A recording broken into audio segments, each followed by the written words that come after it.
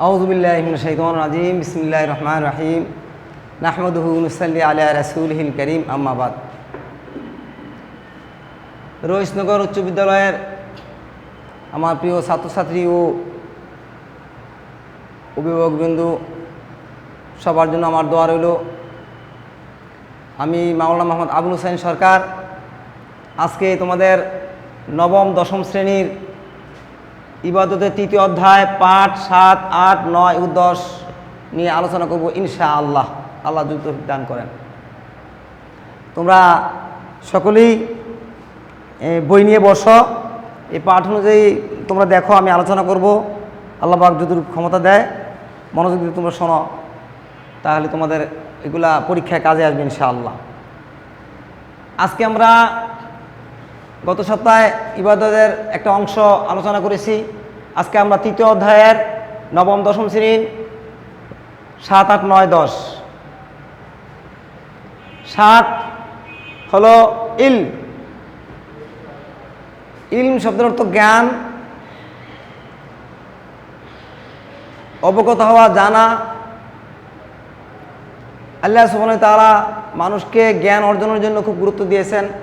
সেই জন্যই আল্লাহ পাক সর্বপ্রথম যে কোরআন নাজিল করেছেন সেটা হলো আউযু বিল্লাহি মিনাশ শাইতানির রাজিম বিসমিল্লাহির রহমানির রহিম ইকরা বিইসমি রাব্বিকাল্লাযী খালাক সাদাকাল্লাহুল আযীম।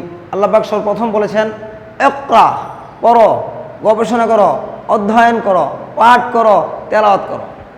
তো আল্লাহ সুবহানাহু ওয়া তাআলার পৃথিবীর প্রথম আয়াত, যে নাজিলের প্রথম কথাই হলো জ্ঞান অর্জন করা। সেই জ্ঞান ইলম বা জ্ঞান সম্পর্কে আজকে আমরা আলোচনা করব।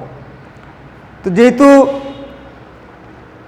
এরা ইলম আরবি শব্দ, অর্থ জ্ঞান অর্জন করা, জানা, বোঝা। আর আল্লাহ পাক যেহেতু জ্ঞান অর্জনের জন্য গুরুত্ব দিয়েছেন, বলেছেন প্রথম কথাই জ্ঞান অর্জনের কথা বলেছেন, এই জন্য আমরা জ্ঞান অর্জন করব। আল্লাহ পাক বলেছেন, পাশাপাশি নবীজিও বলেছেন, ক্বালান নাবিয়্যু সাল্লাল্লাহু আলাইহি ওয়াসাল্লাম তালাবুল ইলমি ফারিদাতুন আলা কুল্লি মুসলিম ওয়া মুসলিমা। নবী করিম সাল্লাল্লাহু আলাইহি ওয়াসাল্লাম বলেছেন, তোমরা প্রত্যেক নরনারীর উপর জ্ঞান অর্জন করা ফরজ। ক্বালান নাবিয়্যু সাল্লাল্লাহু আলাইহি ওয়াসাল্লাম তালাবুল ইলমি ফারিদাতুন আলা কুল্লি মুসলিম ওয়া মুসলিমা। নর এবং নারী প্রত্যেকের জন্য জ্ঞান অর্জন করা ফরজ। তাহলে আল্লাহ পাক বললেন জ্ঞান অর্জন করা ফরজ সকলের জন্য, সেখানে কোনো পুরুষ নির্দিষ্ট করে নাই। এমনি করে নবীজিও বললেন, দুইটা রেওয়াত, একটা রেওয়াত কুল্লু মুসলিম, আরেকটা রেওয়াত কুল্লু মুসলিমা মুসলিমা, নর এবং নারী। তাহলে বোঝা গেল কি, যে নর নারী পুরুষ মহিলা সকলের জন্য জ্ঞান অর্জন করা ফরজ।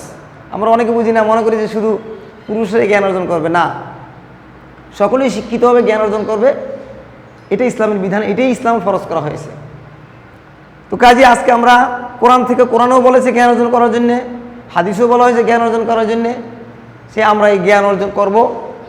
আর সেই জ্ঞান অর্জন যেহেতু ফরজ, তো ইসলামিক জ্ঞান অর্জন করা, কোরআন হাদিস সম্পর্কে, আল্লাহ রাসূল সম্পর্কে জানা, সর্বপ্রথম এইটা ফরজ। এটার পরে পরবর্তীতে দ্বীনি জ্ঞান অর্জন করা হবে, দুনিয়াবি পার্থিব জগতের জ্ঞান অর্জন করতে হবে। কাজেই তো ইলমের প্রকার হলো 2 প্রকার। একটা হলো কি,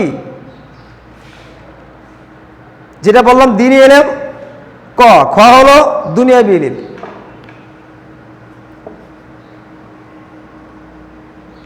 দ্বীনি ইলম বলতে দ্বীন সম্পর্কে, দ্বীন বা অনেকে ধর্ম বলে, ধর্ম সম্পর্কে পরিপূর্ণ জীবন বিধান, আমার কোরআন হাদিসে যা বলা হয়েছে এই দ্বীন সম্পর্কে যা বোঝায় তাই দ্বীনি ইলম। এটা হলো দ্বীনি ইলম, অর্থাৎ কোরআন হাদিস, ইজমা, কিয়াস, এগুলো থেকে আমরা যা জ্ঞান অর্জন করি, এটা হলো দ্বীনি ইলম। আর 2 নম্বরে হলো দ্বীনি ইলম, 2 হলো দুনিয়াবি ইলম, অর্থাৎ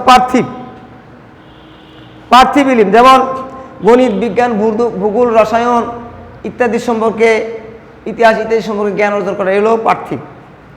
তো পার্থিব জ্ঞান অর্জনের জন্য গুরুত্ব দেওয়া হয়েছে। তো অন্যভাবে ইলমকে আবার দুভাগে ভাগ করা হয়েছে, একটা হলো গ্রহণীয় আর একটা হলো বর্জনীয়, দুইটা, একটা হলো গ্রহণীয় একটা হলো বর্জনীয়। অর্থাৎ যে জ্ঞানটা দুনিয়া এবং আখেরাত দুনো জগতে কল্যাণ হয়, মানুষের উপকার হয়, মানুষের কোনো ক্ষতি সাধন হয় না, সেটাই হলো কি গ্রহণীয় জ্ঞান, গ্রহণীয় জ্ঞান বা ইলম।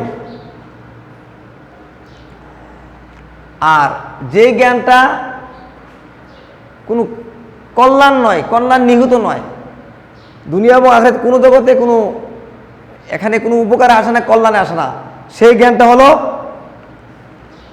বর্জনীয় জ্ঞান।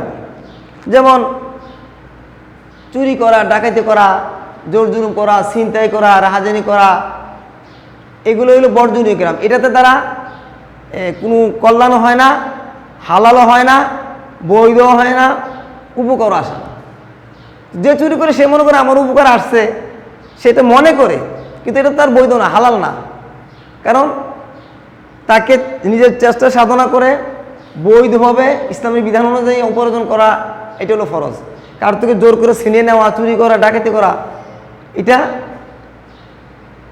অবৈধ কাজে, অবৈধ, এটা বর্জনীয় জ্ঞান। এই জ্ঞান যারা চুরি ডাকাতি করার কৌশল বোঝে, হ্যাকমত বোঝে, এই সম্পর্কে জ্ঞান অর্জন করে, কিভাবে তালা ভাঙতে হবে, কিভাবে ঘরে ঢুকতে মালটা নিতে হবে, এই জ্ঞানটা কোনো গ্রহণীয় না, এটা বর্জনীয় জ্ঞান। এই জ্ঞানটা দুনিয়া আখিরাতে কোনো কাজে আসে না। এই জ্ঞানের জন্য বরঞ্চ উল্টা আরও তাকে জবাবদিহি করতে হবে, তাকে শাস্তি ভোগ করতে হবে। এই জন্য এই বর্জনীয় জ্ঞান থেকে আমরা দূরে থাকব। আমরা যেই চেষ্টা সাধনা করে আমরা করব, একটা সময় নষ্ট করে আমরা কারো বাড়িতে চুরি করব বা তালা ভাঙবো, গেট ভাঙবো, যেই সময় নষ্ট করবে, যেই চিন্তা মেধাটা কাজে লাগাই, ওই চিন্তা মেধাটা যদি বৈধ পথে, বৈধ পন্থায় আমরা কাজে লাগাই আমাদের মেধা, তাহলে সেটা ওইটা গ্রহণীয় হবে এবং দুনিয়া আখিরাতে কল্যাণ হবে। কাজে আমরা যেন এই যেটা অবৈধ, যেটা বর্জনীয়, সেই জ্ঞান থেকে আমরা বিরত থাকবো। আল্লাহ পাক আমাদেরকে সেই তৌফিক দান করুন, আমিন। তো এইটা হলো এই জ্ঞান সম্পর্কে আলোচনা। 7, 8 হলো শিক্ষার্থীর বৈশিষ্ট্য। শিক্ষার্থীর বৈশিষ্ট্য তোমরা দেখো, এই যে আমরা 7 পড়লাম জ্ঞান, 8 হলো শিক্ষার্থীর বৈশিষ্ট্য। তো শিক্ষার্থী যে নিয়মিত লেখাপড়া করে এবং শেখার প্রতি আগ্রহ, যত্নশীল থাকে, তাকে শিক্ষার্থী বলা হয়। তো আমার ভাষা এখানে বইয়ে এটাই লেখছে যে নিয়মিত লেখাপড়া করে এবং শেখার প্রতি আগ্রহ, যত্নশীল হয়, তাকে শিক্ষার্থী বলে। তো আমি মনে করি এটা একদম সুন্দর, যেটা হলো যে শিক্ষার্থী মন থেকে আগ্রহ সহিত বইকে, তার জ্ঞানকে ভালোবেসে তার প্রতি আন্তরিক হয়ে সকাল সন্ধ্যা সার্বক্ষণ তার একনিষ্ঠভাবে তার বইয়ের প্রতি, লেখাপড়ার প্রতি মনোযোগ থাকে, মনোযোগ হবে, সেটি তাকে মূলত শিক্ষার্থী বলা হয়। অনেকে আছে একটু বই একটু করেই আর লেখাপড়ার দিকে মন থাকে না, পরে আমি পারি, এটা না। পারার পরেও সেটা নিয়ে আবার আলোচনা করা। আমি বসে এলাম, আলোচনা করে শুয়ে আজকে কি পড়লাম, এই অধ্যায়ের কি ইবাদত, 3য় অধ্যায়ের কি পাঠ 7, 8, তো 7 কি আলোচনা করা হয়েছে, এই আলোচনা করছে। এটা যদি তোমরা একটু চিন্তা করো, ওই যে পড়াটা এটা আবার তোমার রিভিশন হয়ে যাবে, এটা মনে থাকবে। এই জন্য ছাত্র সেই যে আসলে তার আগ্রহ এবং যত্ন সহকারে মন থেকে আমাকে শিখতে হবে, জানতে হবে, বুঝতে হবে। যেহেতু আল্লাহ পাক জ্ঞান অর্জনের জন্য বলেছেন, আল্লাহ পাকের প্রথম কথাই ইকরা বিইসমি রাব্বিকাল্লাযী খলাক, আমি জ্ঞান অর্জন করবো, শিখবো, জানবো আল্লাহর সন্তুষ্টির জন্য। এই ধরনের মন মানুষের নিয়ে যখন যে শিক্ষার্থী তার মনকে ওইভাবে প্রস্তুত করবে, মূলত সেই প্রকৃত শিক্ষার্থী। তো এই শিক্ষার্থী, একজন প্রকৃত শিক্ষার্থীর বৈশিষ্ট্য অনেক আছে। নিম্নে কিছু শিক্ষার্থীর উল্লেখযোগ্য কয়েকটি বৈশিষ্ট্য এখানে আলোচনা করা হলো।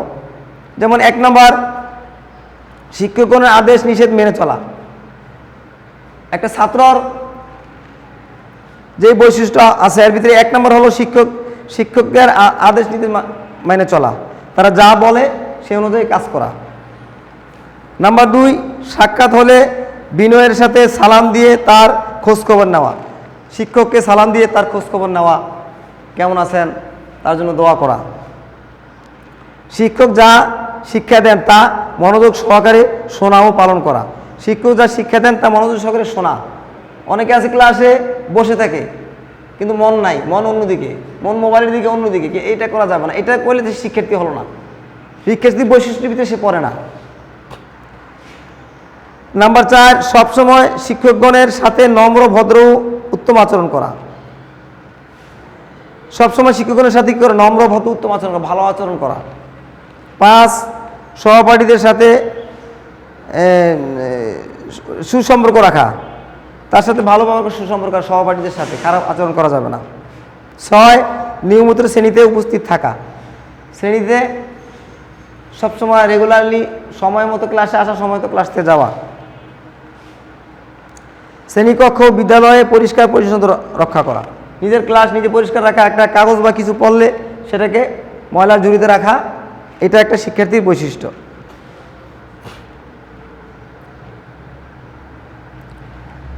শরীর ও পোশাক পরিচ্ছন্ন ও পরিচ্ছন্ন রাখা, কাপড় চোপড় এগুলো পরিষ্কার রাখা, সুন্দর রাখা। শ্রেণীকক্ষে বা অন্য কোথাও শিক্ষকের সাথে দেখা হলে সাথে সাথে দাঁড়িয়ে সম্মান করা। 10, অনুমতি নিয়ে শিক্ষকের বাইরে যাওয়া, অনুমতি নিয়ে শিক্ষকের কাছে বলে শ্রেণীকক্ষের বাইরে যাওয়া। 11, জীবনের প্রতিটি ক্ষেত্রে শিক্ষকদের উত্তম শিক্ষা মেনে চলা। শিক্ষকদের যে উত্তম শিক্ষাগুলো এটা সার্বিক প্রতিটা কাজে মেনে চলা। 12, শিক্ষকগণ অপছন্দ করেন এমন কাজ না করা, শিক্ষকরা পছন্দ করেন এই ধরনের কাজ থেকে বিরত থাকা। কোনো অবস্থায় কারোর সাথে অভদ্র আচরণ না করা, কোনো অবস্থাতে কারোর সাথে অভদ্র আচরণ করা যাবে না, শিক্ষক হোক আর শিক্ষার্থী হোক, কারোর সাথে করা যাবে না। সর্বাবস্থায় শিক্ষকের কল্যাণ কামনা করা ও মৃত্যুর জন্য তাদের জন্য দোয়া করা। শিক্ষকের কল্যাণ কামনা করা, যারা দুনিয়া থেকে চলে গেছেন ওই ধরনের শিক্ষকদের জন্য, তাদের জন্য কি করা? দোয়া করা। সুশৃঙ্খল জীবনযাপনের অভ্যস্ত হওয়া। 16, শেখার প্রতি উৎসাহী হওয়া ও সর্বদা শিক্ষকের সাহচর্যে থাকার চেষ্টা করা। শেখার প্রতি উৎসাহ আগ্রহ থাকতে হবে এবং কি করা? শিক্ষকের সাহচর্যে থাকার চেষ্টা করা, শিক্ষকের পাশে সবসময় থাকার চেষ্টা করা। অনেকে তো শিক্ষক থেকে দূরে থাকার চেষ্টা করে না, শিক্ষক একদের সাথে থাকা অনেক ভালো। সব কিছু বুঝে শুনে পড়া, না বুঝে পড়ার অভ্যাস ত্যাগ করা। যে কোনো জিনিস বুঝে পড়তে হবে, না বুঝে পড়লে মুখস্থ করলে পড়া মনে থাকে না এবং কাজে আসে না। বুঝতে হলে বুঝে পড়লে মনে থাকবে এবং এটা জীবনে কাজে লাগবে। আর শেখার উদ্দেশ্যই হলো আমি যা শিখলাম সেই অনুযায়ী জীবনে প্রয়োগ করা। যদি মনোযোগ না বুঝে পড়ো তাহলে তো এটা কোনো জীবনে কাজে আসবে না। শিক্ষক শ্রেণীকক্ষে যা পাঠদান করবেন তা শিখে নেওয়া, যা পাঠদান করবেন তা কি না তোমরা শিখে নিবে। 19, জ্ঞান লাভের ক্ষেত্রে লজ্জাশীলতা পরিহার করা। না বুঝলে বলবো স্যার আমি বুঝি নাই, এটা আমাকে আবার বলে দেন, লজ্জা রাখা যাবে না। জ্ঞান শিখতে হবে, জ্ঞান অর্জন করতে হবে। প্রতিদিনের পড়া নিয়মিতভাবে আয়ত্ত করা, প্রতিদিনের পড়া প্রতিদিন শিখে নেওয়া, সিলেবাস অনুযায়ী প্রতিদিন একটু একটু করে পড়া শিখে নেওয়া। পরে পড়বো, এখন পরে দেখবো, এটা করা যাবে না, সাথে সাথে আগে শিখতে হবে। পরের দিনের পড়া পূর্বের দিন দেখে ক্লাসে যাওয়া। পরের দিনের পড়া পূর্বের দিন দেখে ক্লাসে যাওয়া, অর্থাৎ আগামীকাল শিক্ষক যেটা পড়াবেন আগের দিন দেখে যাওয়া। এই কাজটা আমরা করতাম, এখনের ছেলেমেয়েরা অনেকে এটা অবশ্য করতে চায় না। আমরা প্রতিদিন শিক্ষকের ওস্তাদের পড়াটা পড়তাম, আগামীকাল যেটা পড়াবে এটা দেখে যাবে, মোতালা করে যেতাম। অর্থাৎ যে পড়াটা পড়াবে এটা একটু দেখে গেলে ক্লাসে আমার শিক্ষক বলার সাথে আমার ব্রেনে ঢুকবে এবং মনে থাকবে এবং পড়াটা মজা লাগবে, পড়াটার প্রতি একটা আগ্রহ সৃষ্টি হবে। এই জন্য তোমাদের প্রতি আমার এই উপদেশ হলো তোমরা প্রতিদিন একটু একটু পড়বা এবং আগামীকাল শিক্ষক যেটা পড়াবে ওই পড়া অ্যাডভান্স তুমি দেখে যাবা। দেখে গেলে কিছু একটা ধারণা হবে, শিক্ষক বলার সাথে সাথে এটা বদ্ধমূল হয়ে যাবে এবং তোমার জন্য খুব ভালো হবে। এই হলো এই শিক্ষকদের বৈশিষ্ট্য 21টা তোমার বৈশিষ্ট্য আমি আলোচনা করলাম। এরপরে হলো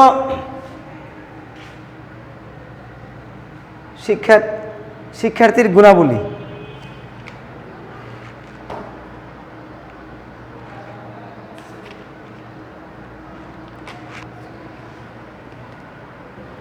আসলে ওইটার ভিতরে চলে গেছে, তাই আজকে যেহেতু 7, 8, 9, 10 সময়ে প্রাণক চলে গেছে, তো শিক্ষার্থীর গুণ তো এইগুলোই গুণাবলী থাকতে হবে। অর্থাৎ শিক্ষকদের কথা মান্য করা, শিক্ষক যা পড়া দিবেন সেই পড়া দেখে নেওয়া, এই পড়া শিখে নেওয়া, পরবর্তী দিনের পড়া প্রস্তুতি নেওয়া, এই নিয়মিত ক্লাসে উপস্থিত থাকা,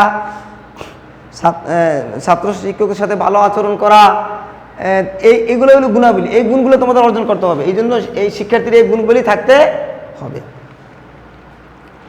এরপর আমরা চলে যাই সংক্ষেপে শিক্ষকের গুণাবলী।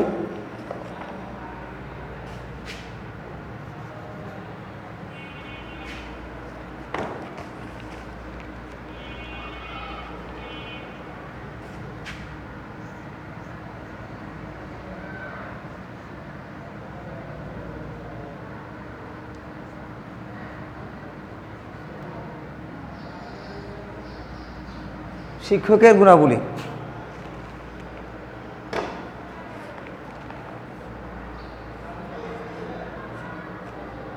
পৃথিবীতে সবচেয়ে সম্মান এবং মর্যাদার পেশা হলো শিক্ষকতা, ডাক্তারি, এই ধরনের কিছু পেশা আছে যে পেশাগুলোর সম্মান এবং মর্যাদা, যেটা নজরুল ইসলাম বলেছেন যে এই পেশাগুলা এই দুনিয়া আখিরাত দুনো জগতে কাজে লাগে।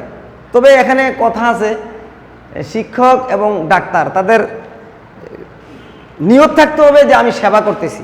শিক্ষকও নিয়ত থাকতে হবে আমি ছেলে মেয়েদেরকে শিক্ষা দিচ্ছি, জ্ঞান দেওয়ার চেষ্টা করতেছি, তারা শিখবে, সে অনুযায়ী কাজ করবে, এটা আমার দুনিয়া আখিরাতে কাজে লাগবে।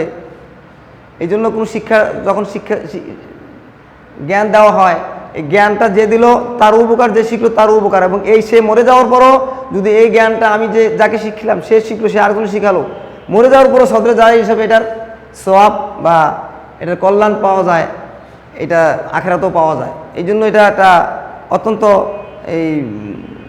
এই পেশাটা অত্যন্ত ভালো পেশা এবং উত্তম পেশা নজরুল ইসলাম বলেছেন।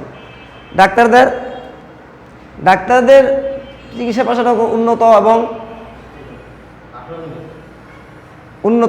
এবং ভালো, কিন্তু ডাক্তারের নিয়ত থাকতে হবে আমি সেবা করতেছি, পয়সা নিয়োগ করলাম না, যে আমি মানুষকে একটা সুস্থ করার জন্য আমি রুগীকে মন থেকে চেষ্টা করতেছি, মন থেকে তার সেবা করার মন মানসিকতা যদি থাকে, যদি এইভাবে সেবা করে, তাহলে ওই ডাক্তারদের পেশাটাও হয়ে যাবে একটা কল্যাণ এবং দুনিয়া ও আখিরাতে তার জন্য কল্যাণ হবে। এই জন্য আমরা সবসময় চেষ্টা করব যে কি করা, আমাদের এই শিক্ষকদের যেই গুণাবলী, যে আমার ছাত্রের সাথে আমার সুসম্পর্ক হবে, ছাত্রের সাথে সম্পর্ক ভালো থাকবে, আমরা যে জ্ঞান দেই এই জ্ঞানটা যেমন পিতা পুত্রের মতো সম্পর্ক হবে। সোজা কথা, পিতা পুত্র যেমন সুসম্পর্ক থাকে, পিতার উত্তরাধিকারী, পিতার সম্পত্তি বা পিতার যে সম্পদ মাল তা পুত্র পায়, ঠিক শিক্ষকের সম্পদ হলো কি জ্ঞান, এই জ্ঞানটাও শিক্ষার্থী পাবে।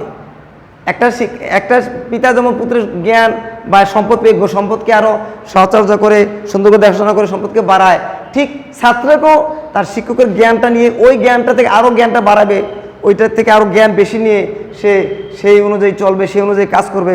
তাহলে এটা পিতা পুত্রের মতো হয়ে গেল এবং এই জ্ঞানটা তার দুনিয়া এবং আখিরাতে শিক্ষার্থীরও কাজে লাগবে। সুতরাং আমরা যেন সকলে দুনিয়া এবং আখিরাতে এই কাজে লাগাইতে পারি, আমাদের সেইভাবে জ্ঞান অর্জন করব, সেইভাবে আমরা চেষ্টা করব। আমাদের নবী সাল্লাল্লাহু আলাইহি ওয়াসাল্লাম বলেছেন আমি শিক্ষক হিসেবে দুনিয়াতে প্রেরণ হয়েছি, আল্লাহ পাক শিক্ষক হিসেবে পাঠিয়েছেন। এই জন্য নবীজি কোনো বিশ্ববিদ্যালয়, ইউনিভার্সিটি, কলেজে, মাদ্রাসায় পড়তে হয় নাই, কারণ আল্লাহ পাক চান না যে আমার হাবিব, আমার প্রিয় নবী তার কোনো শিক্ষক থাকুক, এই জন্য উনি লিখতেও জানেন না, কিন্তু আল্লাহ স্বয়ং তাকে লেখাপড়া শিখাইছেন।